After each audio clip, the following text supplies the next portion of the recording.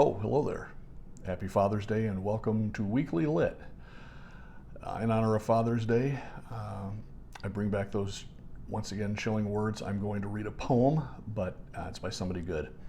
So I think you'll enjoy it. And the poem has to do with what it means to be a man. I'm dedicating it to my father, Peter A. Ryan, Jr.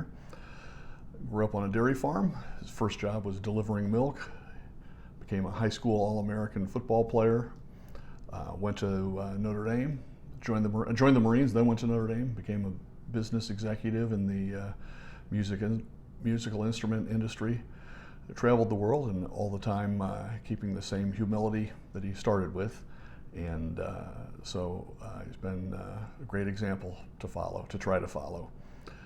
Has a pretty good sense of humor.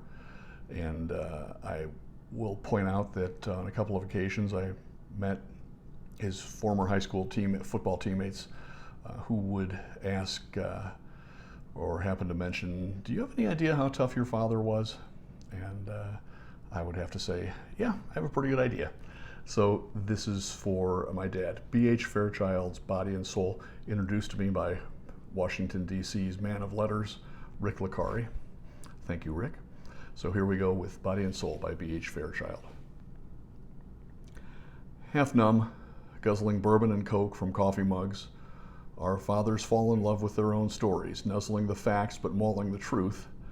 And my friend's father begins to lay out with the slow ease of a blues ballad, a story about sandlot baseball in Commerce, Oklahoma, decades ago. These were men's teams, grown men, some in their 30s and 40s, who worked together in zinc mines or on oil rigs, sweat and khaki and long beers after work, steel guitar music wanging in their ears, little white rent houses to return to, where their wives complained about money and broken Kenmores and then said the hell with it and sang Body and Soul in the bathtub. And later that evening, with the kids asleep, lay in bed, stroking their husband's wrist tattoo and smoking Chesterfields from a fresh pack until everything was okay. Well, you get the idea. Life goes on. The next day is Sunday, another ball game, and the other team shows up one man short. They say, we're one man short, but can we use this boy? He's only 15-year-old, and at least he'll make a game. They take a look at the kid, muscular and kind of knowing the way he holds his glove, with the shoulders loose, the thick neck, but then with that boy's face under a clump of angelic blonde hair, and say, oh hell, sure, let's play ball. So it all begins, the men loosening up, joking about the fat catcher's sex life. It's so bad last night he had to hump his wife, that sort of thing. Pairing off into little games of catch that heat up into throwing matches. The smack of the fungo bat, lazy jogging into right field, big smiles and arcs of tobacco juice, and the talk that gives a cool, easy feeling to the air. Talk among men normally silent, normally brittle, and a little angry with the empty promise of their lives. But they chatter and say, rock a fire, babe, easy out, and go right ahead and pitch to the boy. But nothing fancy, just hard fastballs right around the belt. And the kid takes the first two, but on the third, pops the bat around so quick and sure that they pause a moment before turning around to watch the ball still rising and finally dropping far beyond the abandoned tractor that marks left field. Holy shit. They're pretty quiet watching him round the bases, but then what the hell? The kid knows how to hit a ball, so what? Let's play some goddamn baseball here. And so it goes. The next time up, the boy gets a look. Boy gets a look at a very nifty low curve, then a slider, and the next one is the curve again, and he sends it over the Allis-Chalmers. High and big and sweet. Left field just stands there, frozen, as if this isn't enough. The next time up, he bats left-handed. They can't believe it, and the pitcher, a tall, mean-faced man from Oak Arch, who just doesn't give a shit anyway because his wife ran away 2 years ago, leaving him with 3 little ones and a rusted-out Dodge with a cracked block, leans in hard and looking at the fat catcher like he was a son of a bitch who ran off with his wife. Leans in and throws something out of the dark green hell of forbidden fastballs. Something that comes in at the knees and then leaps viciously toward the kid's elbow.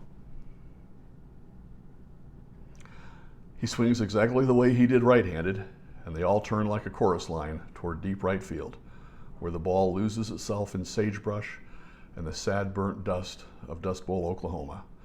It is something to see. But why make a long story long? Runs pile up on both sides. The boy comes around 5 times, and 5 times the pitcher is cursing both God and his mother as his chew of tobacco sours into something resembling horse piss, and a ragged and bruised Spalding baseball disappears into the far horizon. Good night, Irene. They have lost the game in some painful side bets, and they have been suckered. And it means nothing to them, though it should to you, when they are told the boy's name is Mickey Mantle.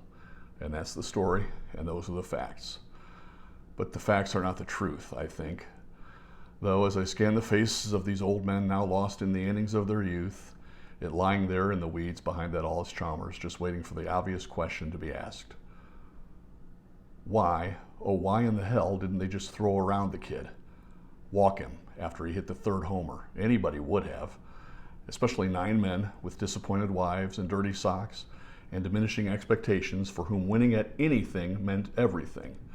Men who knew how to play the game, who had talent when the other team had nothing except this ringer, who without a pitch to hit was meaningless, and they could go home with their little $2 side bets and stride into the house singing, "If you've got the money, honey, I've got the time," with a bottle of Southern Comfort under their arms, and grab Dixie or Mayella up and dance across the gray linoleum as if it were V-Day all over again. But they did not. And they did not because they were men, and this was a boy.